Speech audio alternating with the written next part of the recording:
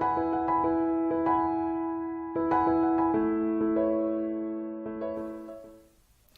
guys, Jess here again from the Scrappy Sisters.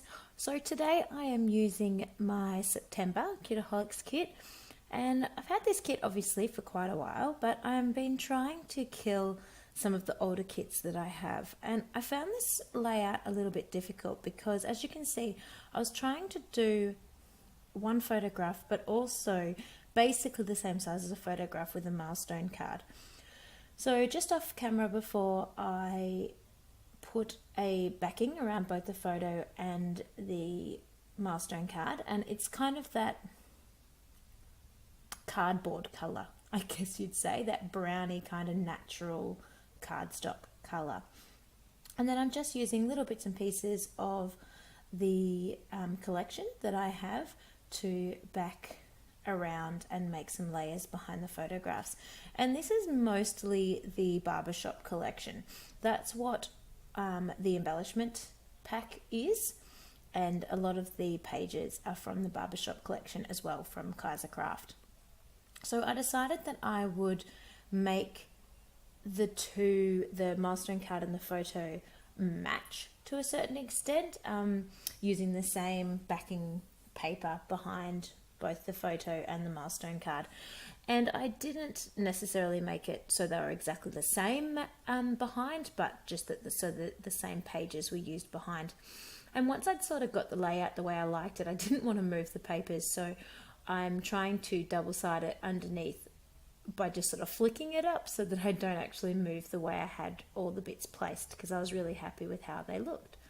Just straightening up the edges and things there, because you will be able to see those from out behind the photo. So I am a little bit cheap with my double-sided tape. I'll often cut my double-sided tape in half to make it skinny, and then it lasts twice as long. But that, of course, does make my scissors quite sticky, so I keep some eucalyptus oil on hand, and I just rub the blades with the eucalyptus oil to get all the gunk off the blades. So now I am using some texture paste to just add a little bit of dimension to the backing paper and just sort of soften the dark black that's running down the edge there as well, so it sort of doesn't steal the attention away from the photograph. And I'm just rubbing this with my fingers because I didn't want it to be too white, and because it's not gesso. I don't actually own any gesso, so I've just been using the texture paste. I can't tell you if it works just as well or the same, but I am happy with the result I get from using the texture paste. So I don't have a problem with not having gesso for this kind of job. So just sort of rubbed that in and then tried to make a few darker spots sort of around near the points and the edges of the photographs, just to add a little bit of effect and colour there. I quite like how dark the texture paste is and how that looks once you put the photo out on top. And I just like the extra dimension that that gives. So the only thing I was unhappy about with this first texture pasting that I did is that I covered too much of the green paper with the texture paste, and I dulled it, in my opinion, I dulled it too much. I really love that paper, and I think it's so super cute, the one with the little men heads on it. So when I did the milestone card now, I was careful not to put too much over on top of the green paper. I probably could have kept rubbing at the texture paste to sort of fade it out as much as possible with the first one, but I couldn't be bothered. I was being lazy. So now gluing on the two photos with my double-sided tape, and now I'm just having a play with the embellishments. I don't have a massive amount of embellishments left, but I do have a fair few. So I'm just looking at how to lay these out and how I would like these to look on the page, and just have a bit of a fiddle round. As you know from watching other people's YouTube videos, this can be the longer task, just having a fiddle, see what fits, see what you like. It's definitely the part that I find challenging. I don't like to overuse embellishments because I don't want to run out, and then I also have trouble with underusing embellishments and not finishing my piece. So it's definitely not something that I think that I do definitely well, and it's something that I continue to check out other videos for, and Pinterest, to try and get some help and inspiration myself as well.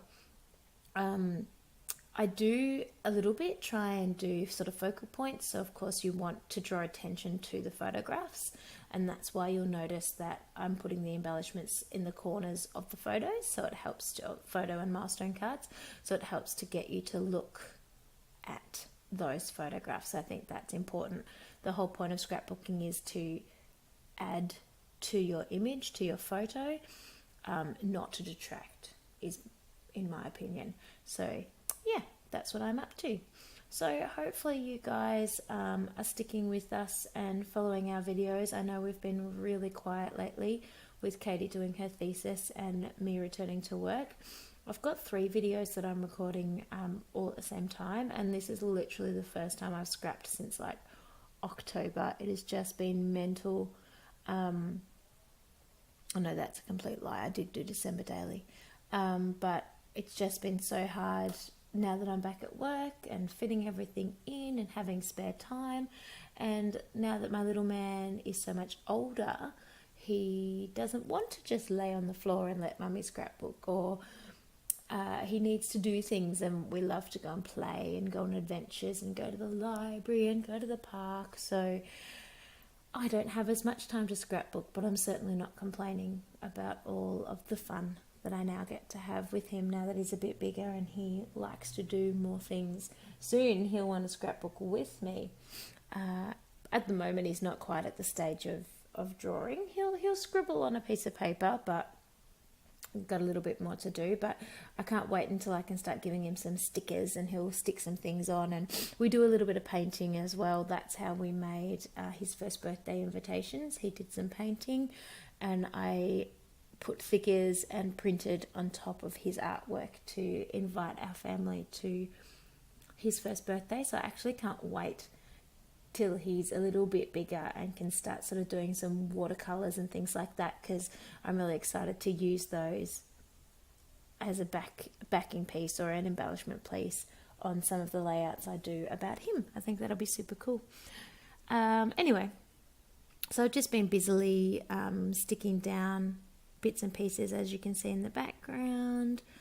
I really find it challenging to do voiceovers of this stage. I'm just doing stuff, and I think it's pretty self-explanatory when you watch what I'm doing, but you know, I'm only just sort of getting into using more foam in my layouts to add some dimension, mostly because I didn't have very much of it.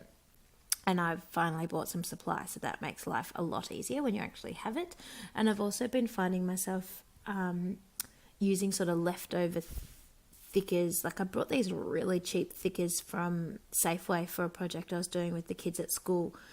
And when we used up all the good letters and all the letters we needed and we had all the leftover letters left, I actually just used those as bits of foam behind my stickers and behind my photographs, and that's a really good way of not it's much cheaper than buying the foam dots. They're not ready to go, they're not double-sided with sticky tape, but it's not very hard to add a little bit of double-sided tape onto them.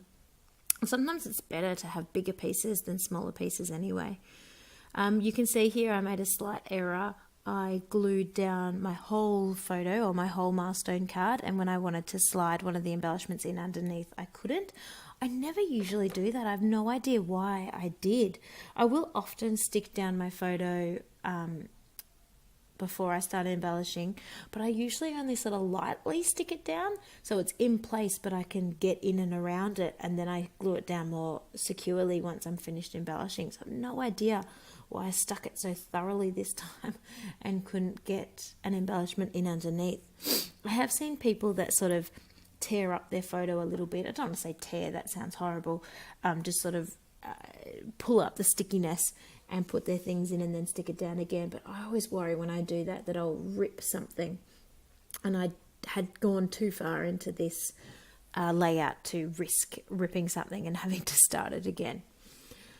So yeah. As I said, this was a kit, the Barber Shoppe collection from Kaisercraft. I've got a lot of layouts made from this kit because it was such a man-boy orientated kit. Katie also made lots of layouts of my little man using it. And so she gave me a lot of those layouts as well, because as much as she loves him and she wants layouts in her scrapbook, she doesn't need quite as many as I do. I've gone way over the top. And so she gave me some of the layouts she did so that I could add them to my albums. So I've got a lot of layouts using this Barber Shoppe collection, and it's really gorgeous, so that's okay. But that's a question. If you guys get kits or buy collections, do you try and spread those through your scrapbook so that you don't have like 12 in a row of all the same? Like, I mean, the layouts will be different, but they'll all also be the same because you're using the same collection. I've tried to spread these out because I'm so far behind. I can sort of pick new photos and old photos so that they're not all too close together, because I don't like the idea of having a collection all in a row. I don't think. I can't decide. See, this is why I'm asking the question. I can't decide because I haven't actually started scrapbooking or project lifing my 2017 album yet. Yes, I know that it's April or May. I have printed all of the photos and I have all the photos in their pockets and up to date and all ready to go, but I just haven't had a chance to actually do any scrapping. And I'm wondering if for each month I should just use a kit so that it's, you know, all of January is using the January kit or February is using the February kit. I'm just not sure if I like that idea or if I rather the idea of having all mixed and matched and having different things each month. So let me know in the comments below what you do and what you think and what you like to help influence me and my decision making. Because yeah, I just can't decide. Because I've got a lot of kits. I've got eight kits still that I haven't used. I've played with them, but I haven't finished them. So I'd have enough to be able to use those for all the way up until May and more, obviously.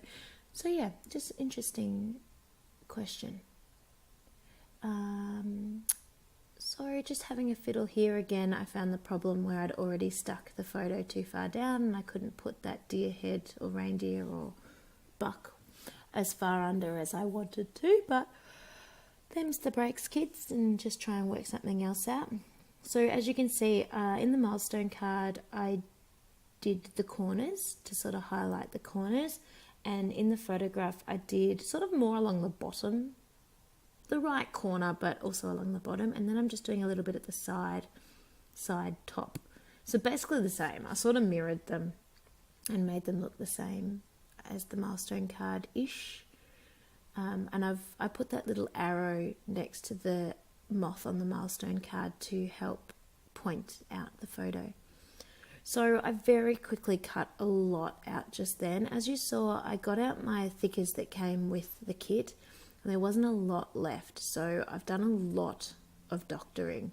I wanted to write look 9 months, as you can see from the piece of cardboard I had there, and I wrote out all the letters I had left and then what letters I could use to doctor and create the letters that were missing. So I got out my Stanley knife and my cutting board and I went to town, and it took a while, I'm not going to lie, quite a while to create the words that I wanted. So once I'd done that though, ta-da, I then was able to stick them on, and I was really impressed with how these thickers doctored. You couldn't really tell, which was awesome, because sometimes when you cut thickers it is really quite obvious, and if it's only one letter or something that's fine, but this was like 3/4 of what the heading was, so I was really happy with that. Please excuse my head. I like to have this as lined up as possible, so apparently the closer my face gets to the page, the more lined up and better it is, according to this video. So as you can see, I stuck my thickers onto a piece of plastic so I could just check how they went, and then I used that piece of plastic to be a bit like a T ruler, and I line up the edge of it with one side of the page and then put the thickers on in as straight a line as possible. Yeah, so look, 9 months. And what else can I tell you? Those thickers are almost over. Every year go to the Merimbula Jazz Festival, so I just made a couple of words that I know I can hopefully use in June with the Merimbula Jazz Festival, and I'll just keep those stickers off until then and for a layout then. So I'm pretty much done now. Just giving you a few dodgy close-ups. There are some photographs later that will show it a bit better, but I just add that blue highly shine just to give it a little bit of pop and a little bit of brightness, and it matches in with the onesie you can just kind of see coming out of his arms.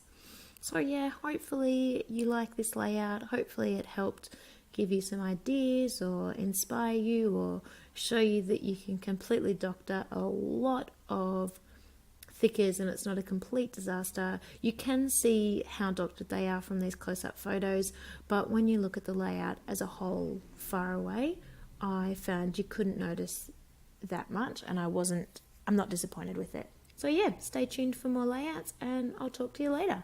Bye guys.